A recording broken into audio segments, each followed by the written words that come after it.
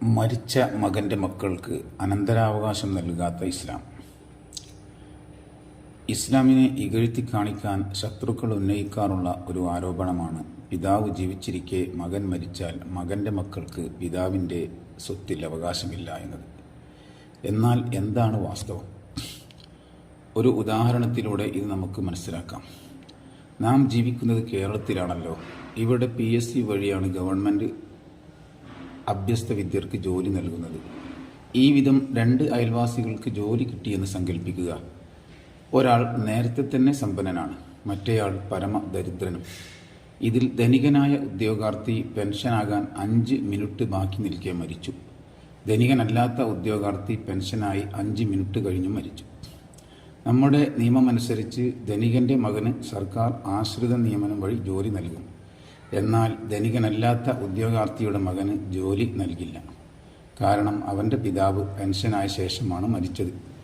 പിതാവിൻ്റെ മരണം 5 മിനിറ്റ് വൈകിയതിൻ്റെ പേരിൽ ജോലി നഷ്ടപ്പെട്ട ഈ ഹതഭാഗ്യനെ ചൂണ്ടിക്കാണിച്ച് ഇവിടെ ആരെങ്കിലും നിയമത്തെ പഴിക്കാറുണ്ടോ?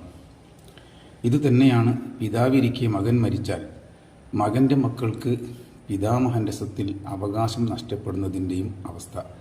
ആദ്യത്തേതിൽ പിതാവിൻ്റെ മരണം വൈകിപ്പോയി, രണ്ടാമത്തേതിൽ പിതാവിൻ്റെ മരണം നേരത്തെ സംഭവിച്ചു എന്ന വ്യത്യാസം മാത്രമേ ഉള്ളൂ. ആകയാൽ ആദ്യത്തേതിനെ ന്യായീകരിക്കുന്നവർ രണ്ടാമത്തേതിനെ എതിർക്കുന്നു എന്നത് അതിവിചിത്രമായ കാര്യമാണ്.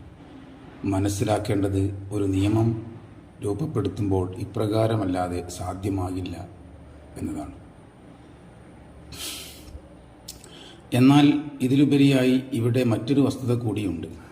മകൻ്റെ സ്വത്ത് തൻ്റെ മകൻ്റെ മക്കൾക്ക് ലഭിക്കണമെന്നില്ല. പിതാവ് എത്ര തന്നെ ധനികനാണെങ്കിലും ദുർവ്യയം ശീലിച്ചവനാണെങ്കിൽ അദ്ദേഹത്തിൻ്റെ ജീവിതകാലത്ത് തന്നെ അവയെല്ലാം തീർന്നെന്നിരിക്കും. അപ്പോൾ അവൻ്റെ മക്കൾക്കും പിതാമഹൻ്റെ സ്വത്തിൻ്റെ അവകാശം നഷ്ടപ്പെടും. കാരണം അതെല്ലാം അവരുടെ പിതാവ് ചിലവഴിച്ച് തീർത്തിട്ടുണ്ടാകും. ഫലത്തിൽ പിതാവ് മരിച്ചതിനാൽ പിതാമഹൻ്റെ സ്വത്ത് ലഭിക്കാത്ത മകൻ്റെ മക്കളും, പിതാവ് ജീവിച്ചിരുന്നിട്ടും പിതാവ് ദുർവ്യയം ചെയ്തതിനാൽ പിതാമഹൻ്റെ സ്വത്തിൻ്റെ ഗുണം ലഭിക്കാത്ത മകൻ്റെ മക്കളും തുല്യരായിരിക്കും. ഈ അവസ്ഥയിൽ മരിച്ച മകൻ്റെ മക്കൾക്ക് പിതാമഹൻ്റെ സ്വത്തിൽ പങ്ക് ലഭിക്കുമ്പോൾ പിതാവ് ജീവിച്ചിരുന്നതിൻ്റെ പേരിൽ പിതാമഹൻ്റെ സ്വത്തിൻ്റെ പങ്ക് ലഭിക്കാത്തവരുമുണ്ടാകും. ഇസ്ലാം നീതിയുടെ മതമാണ്. ആയതിനാൽ ജീവിച്ചിരിക്കുന്ന മക്കളുടെ മക്കളെയും മരിച്ചുപോയ മക്കളുടെ മക്കളെയും അത് തുല്യരായി കാണുന്നു. അതിനാൽ അവരിൽ ഒരു വിഭാഗത്തിന് സ്വത്ത് നൽകി മറ്റുള്ളവരെ മാറ്റി നിർത്താൻ അത് തയ്യാറല്ല. ഈ വസ്തുതകൾക്കെല്ലാം അപ്പുറത്ത് ഇവിടെ ശ്രദ്ധേയമായ 2 കാര്യങ്ങളുണ്ട്. ഒന്ന്, കടബാധ്യതയോടെ മരിക്കുന്ന വ്യക്തിയുടെ കടം സ്വന്തം മക്കൾക്ക് ഏറ്റെടുക്കേണ്ടി വരുമ്പോൾ മരിച്ച മകൻ്റെ മക്കൾക്ക് അത് ഏറ്റെടുക്കേണ്ടി വരുന്നില്ല എന്നതാണ്. 2, മരിച്ച മകൻ്റെ മക്കൾക്ക് തൻ്റെ സ്വത്തിൻ്റെ വിഹിതം നൽകുന്നതിന് പിതാമഹന് സ്വാതന്ത്ര്യമുണ്ട് എന്നതാണ്. അതിനു അദ്ദേഹം തയ്യാറായാൽ സ്വന്തം പിതാവിൻ്റെ അസാന്നിധ്യം അവർക്ക് പ്രശ്നമാകുകയുമില്ല. ചുരുക്കത്തിൽ ഇസ്ലാം ദൈവിക മതമാണ്. അതിൻ്റെ നിയമങ്ങൾ ദൈവികമാണ്. അവയിൽ ന്യൂനത ആരോപിക്കുന്നവർ അജ്ഞാനികളായിരിക്കും.